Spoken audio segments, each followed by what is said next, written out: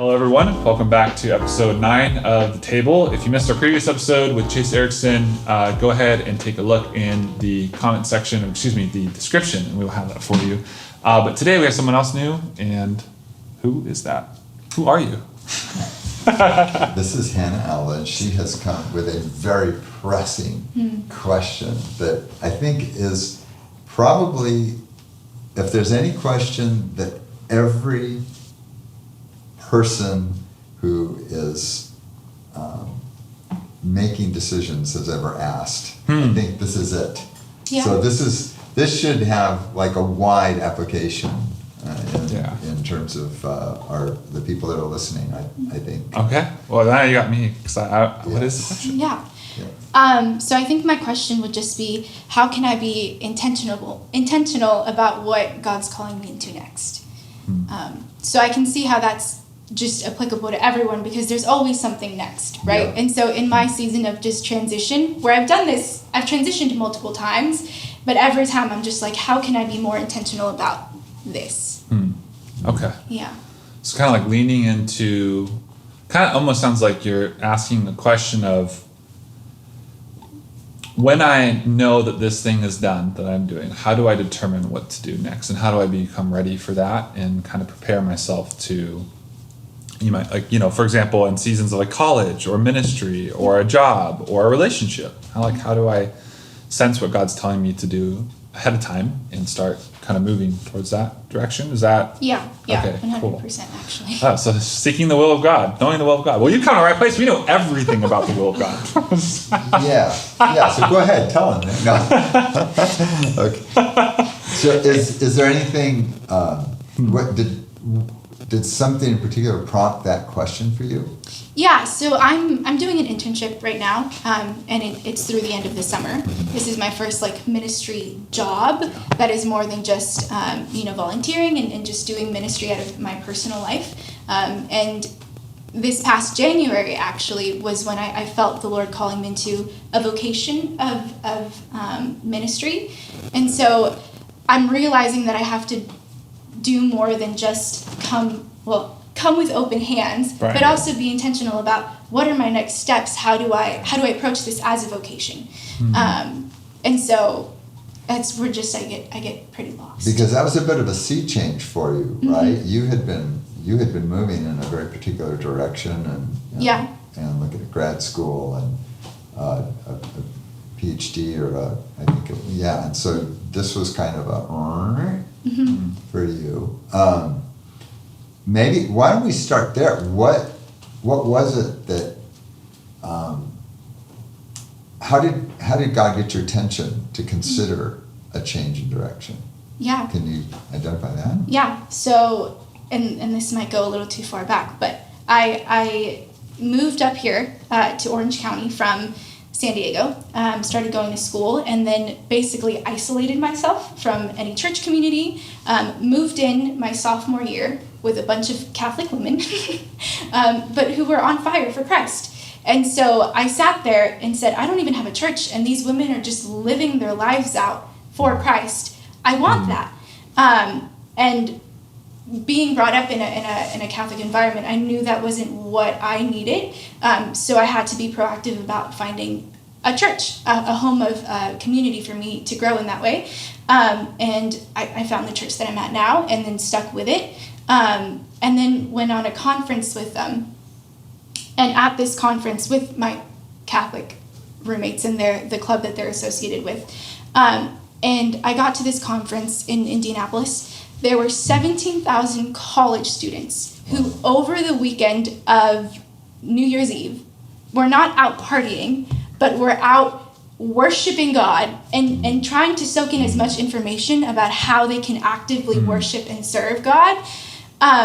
And they're weeping. And I looked around, and I was a little uncomfortable just because of the different ways that we practice. And I remember looking up, feeling anxious, and seeing everyone else in tears, 17,000 college students, whose minds are, to me, it was shocking that they weren't partying or they weren't living different lives. And thinking, I want this. I want to be a part of something that incites this in people, who brings this as a reality to more than just these 17,000 college students. So I came back really fired up after that, and started wrestling with kind of my classes, because I was pursuing a bachelor's of psychology in a secular school, and realized that what I was learning in these classes, I was submitting my mind to this point of view that didn't align with the way I believe that I want to live my life out. There was a conversation that we had about delusions. And so, and essentially my professor stated that a belief in God is a delusion because you're not updating your prior evidence, or your prior beliefs with incoming evidence. And that sent me off a wall, and I was contemplating just like how I can believe what I believe, and then be pursuing a career in an institution where that's not something we even talk about. And so there's no integration. Yes. Right. Yeah. So that led me to reach out to my young adult pastor, who invited me into running Alpha at my college campus. And after that internship, I left wanting more than just what I had previously thought my career would be. I decided to take a year off to figure out what that could look like. At that point, I thought maybe it just meant a different form of psychology in my career. And then in January, it just felt... So I graduated in August of 2020, and then decided I would take a year to discern what would be next. Okay. And then right away, just felt called into service for a year. I said, I'll do a year of service, and then I can, hopefully within that year, I'll figure out what to do next. Towards January, I very clearly heard the Lord say, you're being called into ministry as a vocation. Which was great, and it fulfilled a lot of like a purpose, right? Because I knew what I wanted, I knew the direction, and now, 7 months later, I don't know what's next. Like, how do you grow in that way? Yeah. Oh wow, thank you. That's a comprehensive imagery. Quite an adventure. It's a comprehensive story of where you're coming from. So really, like, there's a lot at stake for you in this question. Yeah. Yeah. It's a personal one. Well, very personal one. Thank you, by the way, for sharing that with us. And thank you very much. And it sounds like part of the issue is you got a little longer trajectory view back in January, and now you're coming to the end, and you're not getting that nice long glimpse of the next year or 2 years or whatever, and that can be that can be disconcerting. I mean, does that figure in? Yeah, 100%. But yeah. And you know, part of the reality is we don't always get. Sometimes it is a step, and followed by another step. Sometimes, you get the next 12 kilometers. But but in both of those scenarios, what I've observed in the lives of a lot of people is that whether they're getting long-term perspective or just very, very short next step kinds of perspective, when I ask the question, which I'm going to ask you, they always have an answer. And the question is, when you think about January and maybe 2 or 3 other places where you've seen, you've experienced God giving you direction. What is consistent in those encounters? Clarity. Okay. I think that's the biggest thing, and it's never me. And I think that's where I'm trying to figure out if that's something I need to be proactive about, because in the past I literally show up and God's inputted the next step, the next thing. And now I want to make sure that I don't miss it. Yeah.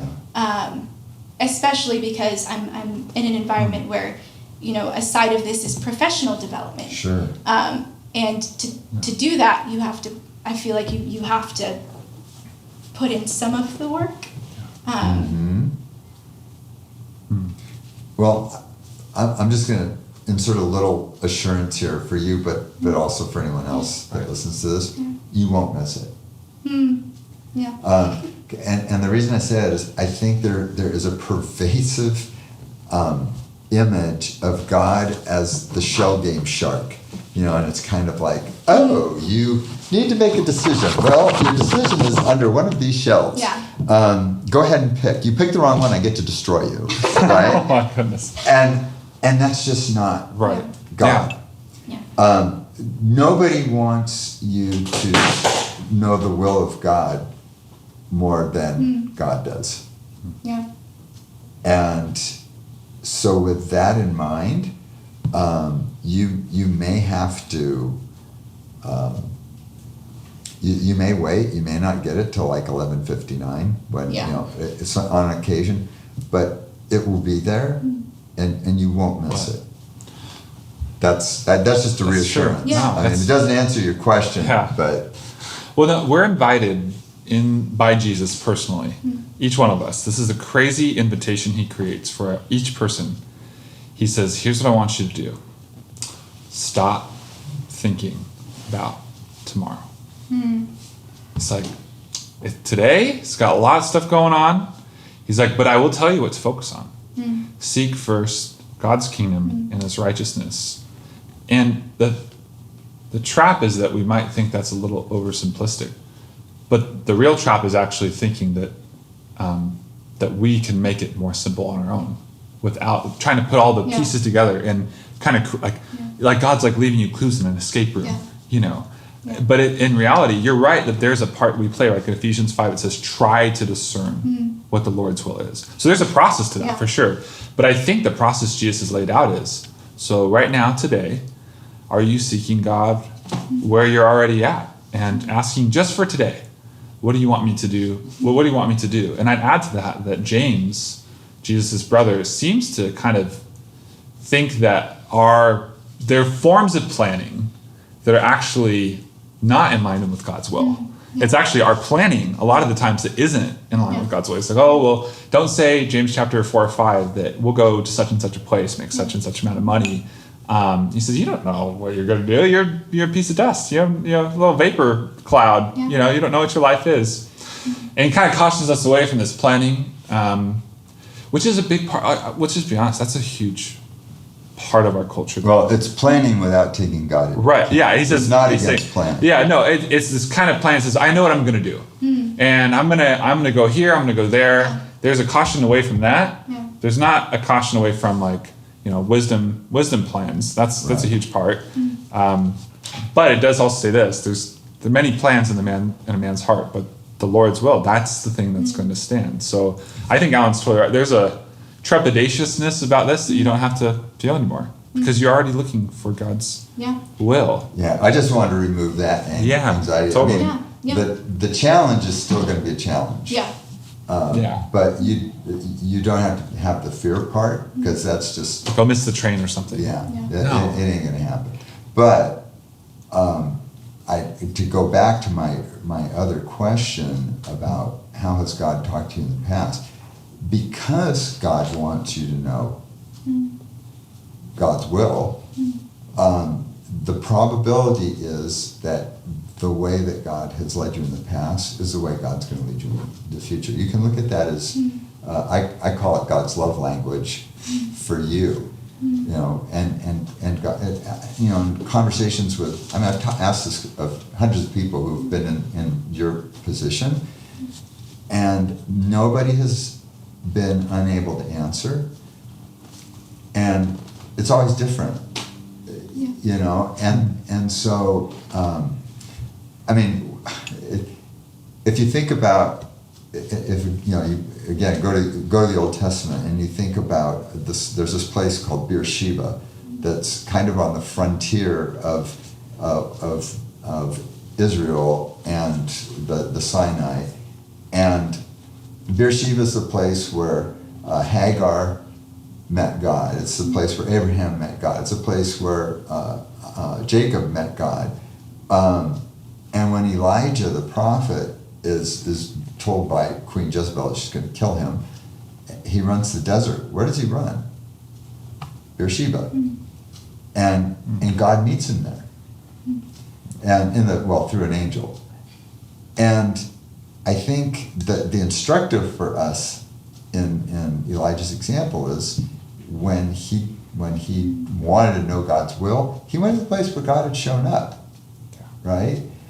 And so in a spiritual sense, to know where God has shown up in your life and to keep going there or listening for that voice. Does that sound like it might be helpful? Yeah.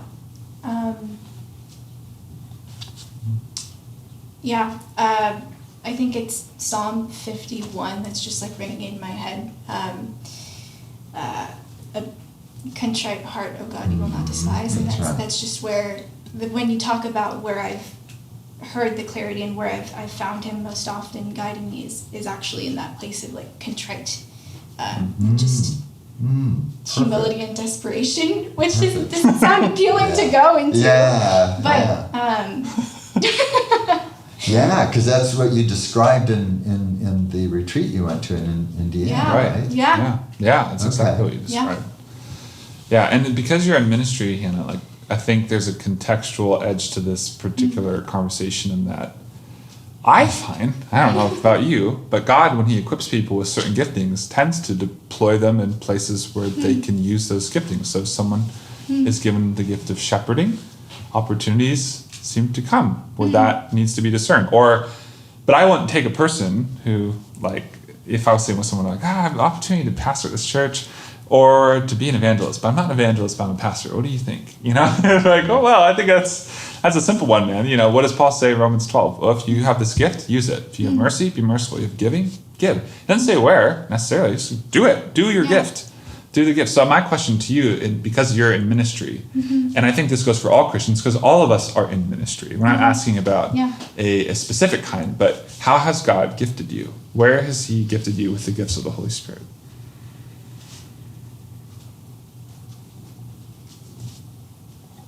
It's a great question.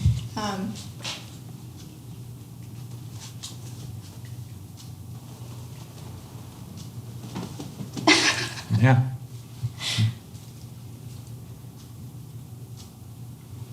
It's not presumptuous to identify your gifts. I'm blinking. Yeah. You know, I think, and this is something for me, I think I don't spend enough time